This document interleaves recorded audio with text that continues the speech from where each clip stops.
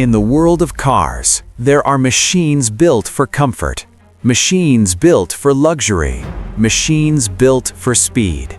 But only a few are built to become legends. Legends are not created overnight. They are forged through time, through competition, through relentless ambition. And among those legends, one name has earned its place through decades of dominance: the GT-R. But the Nissan GT-R didn't start as the monster we know today. Its story begins long before the name GT-R became famous.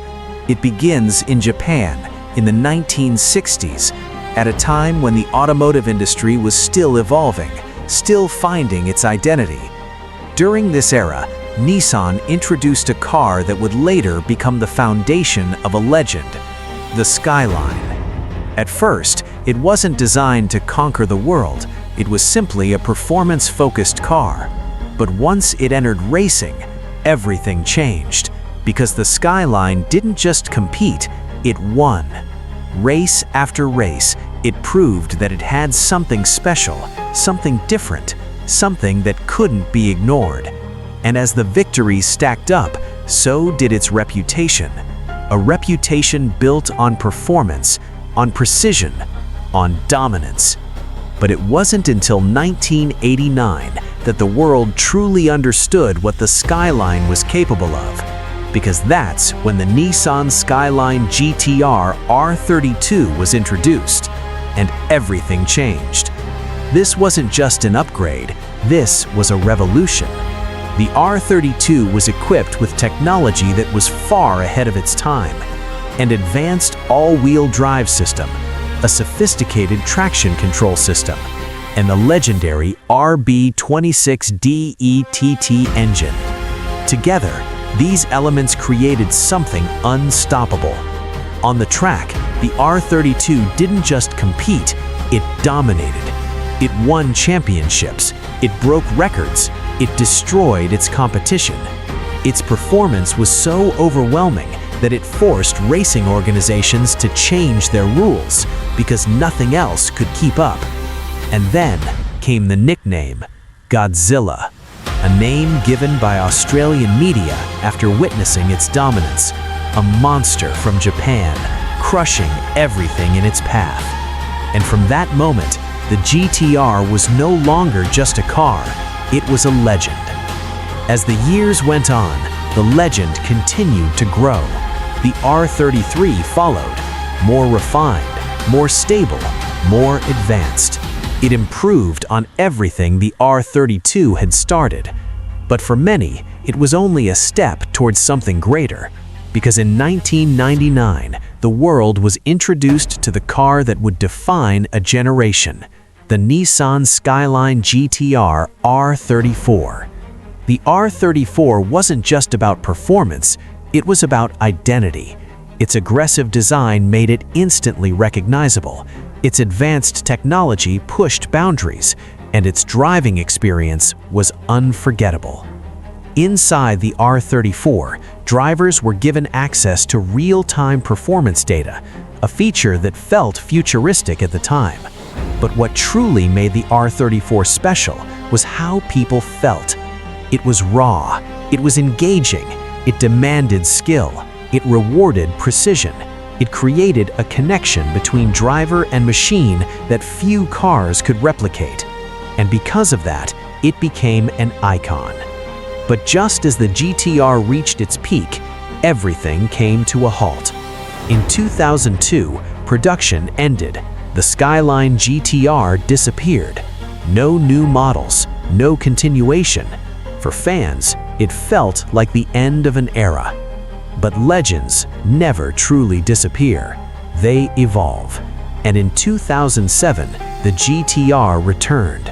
But this time, it was different. No longer part of the Skyline family, this was a new beginning: the Nissan GT-R R35.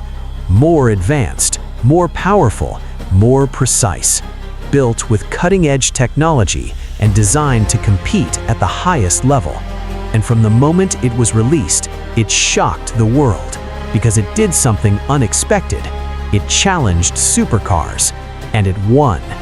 Cars that cost twice as much, 3 times as much, were suddenly being beaten by a Nissan, and that changed everything. The GT-R earned a new title, the Supercar Killer, because it delivered performance at a level that didn't match its price.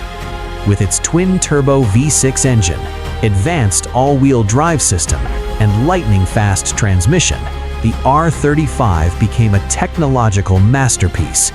But with that technology came a new debate. Some people loved it. They saw it as the future, a machine capable of extracting maximum performance with incredible precision. Others disagreed. They believed something was lost.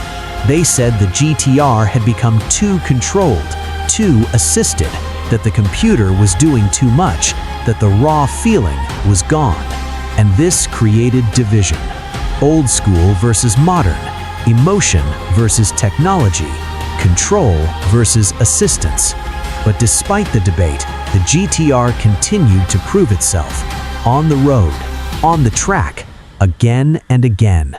Because no matter how much it evolved, its core purpose never changed: performance. From the early Skyline days to the dominance of the R32, to the icon status of the R34, to the technological power of the R35, the Nissan GT-R has always pushed boundaries. It has always challenged expectations, and it has always delivered results. Because the GT-R is more than just a car.